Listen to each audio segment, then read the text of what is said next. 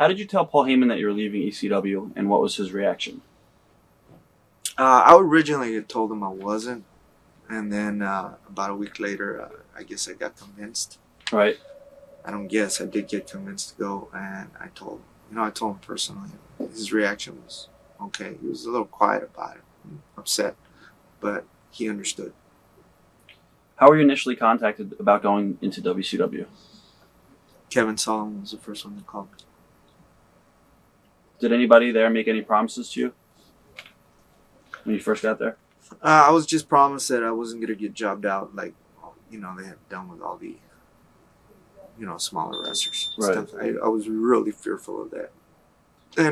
And they were promised, an opportunity was promised. That's what was promised.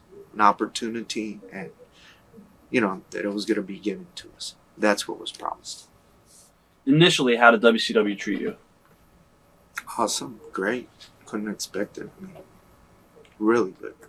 That first year was a dream year for me with them. Really good. Now, did you go to WCW, I believe, while you were there, 96 for the New Japan Top of the Juniors tournament? Or I think so. Yeah. What do you remember of that tournament? Skydiving Jay. Yeah, that's what it was. Or Sasuke. Remember, every match was a title match, and everybody got the belts together for the J crown. Okay. Was I there for that? Was I there on that one? Yeah, you were Sasuke and Budokan. Okay, me and Sasuke wrestled the main event. Yeah. Yeah. That was the story. I've flown my ex. Well, I gotta stop saying ex. She's not my ex yet. Right. But we're in the process of that. I've shown my now wife. Her name's Vicky. I'll just call it Vicky for right now. I've flown her in. They flew her in. New Japan flew her in because the tournament stopped, and I had to stay there a week before the next match. So they flew her in, and we had a good time. But the night before, we both caught food poisoning. Oh. And we had to be taken in the hospital, and I had to wrestle, and I had this IV in me, and I just remember them pulling out this big old shot, like this big horse shot with a needle about that long, Oh. They were walking with it, and there was this old man sitting next to me. And I was thinking, oh man, poor old man, look what they're going to shoot him up with. And they started coming to me as, no! Yep, shot me up with this big old thing of vitamins, because I guess I had to wrestle and stuff. But I remember I was so drained when I went to wrestle. I mean, everything was just, I was just grasping for air and anything, I was just trying to get through it. Now, it was Hog Wild pay-per-view in 96 that you got to work with Ric Flair. What are your memories of that match? I screwed up. I wish it could have been a better match because I had better matches with him on Nitro. Right. And stuff like that. This is a chance to work with Ric Flair, in a pay-per-view match. Heck yeah. Not that I screwed up. I guess I felt a lot of pressure on me, and I didn't produce what I wanted to produce. And when I don't produce something that I put my expectations to, I really get down on myself. That's what I remember of that. Who did you travel with at the time in WCW? I was always with Dean and Chris. Always. I believe it was, I don't know what year it was, but probably 96.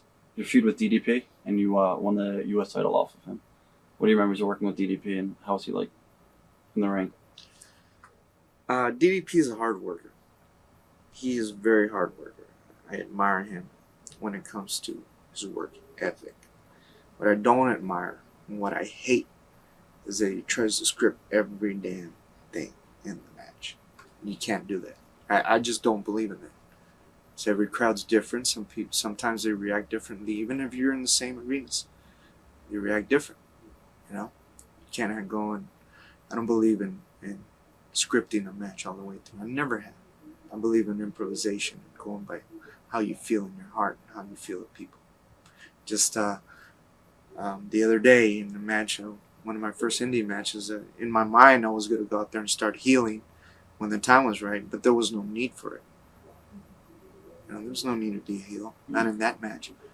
So just wrestled through it, and that was it wound up being a better match, I feel, than if I would have healed it. That's the only thing I don't like about DDP is that he's got a script it all.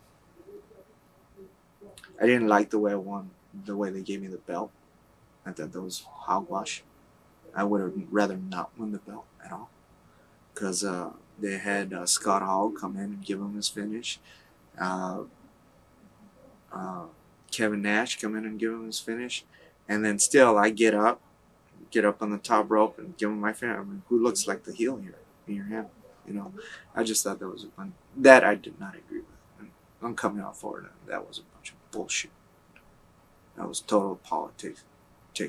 That match was to get him over, not me over. And that's fine. I don't mind getting anybody over. Just come on, shoot straight up at me. It's for me to get over. Okay, fine, then I'll do the job. But don't try and do that. I felt the wool was being pulled over my eyes, even though I knew what was going on. That's what I felt. Whether they meant it or not, I don't know. Whether he meant it or not, I don't know. Whether the office meant it or not, I don't know. All right. Now, it was NWO sold out pay-per-view in January 97, where you worked with Sean Waltman, X-Pac, Syxx at the time. It was a ladder match. What are your memories of that match? I was mad. Because it could have been a really good match. And I just think me and Sean, well, first of all, we never got a chance to go out and really work on it, except for that day before. I'd never been in a ladder match. I didn't know what to do. It was my first ladder match. I didn't know what to expect or what to do. Right. You know, everybody was telling me this and suggesting this and that. And I just know it was a disappointment to the office and to the boys and to me too. To the fans, mainly. You know, they're the ones that pay the ticket. I just wish I could have produced a better match. Also, I believe it was uncensored in March of 97, where you worked with Dean Malenko and you tore your left pectoral muscle. Right. What are your memories of that? What exactly happened? I was jumping off the third, and Dean was supposed to duck, you know, my dive, and as he's ducking, shoot me into the fence. Well, they had moved the railing back like a foot and a half. I forgot for what. I think because Dean was repelling that night. I'm not sure. But I don't remember why that moved the railing back. But I said to Dean, I don't know if I can make it or not, so just be aware of it. Well, I forgot Dean with that back neck surgery, he can't bend his neck down. So I know he tried to get out of the way, but my arm still caught the top of his head, and as he shoved me in, just whack. How long were you out for? 4.5 months.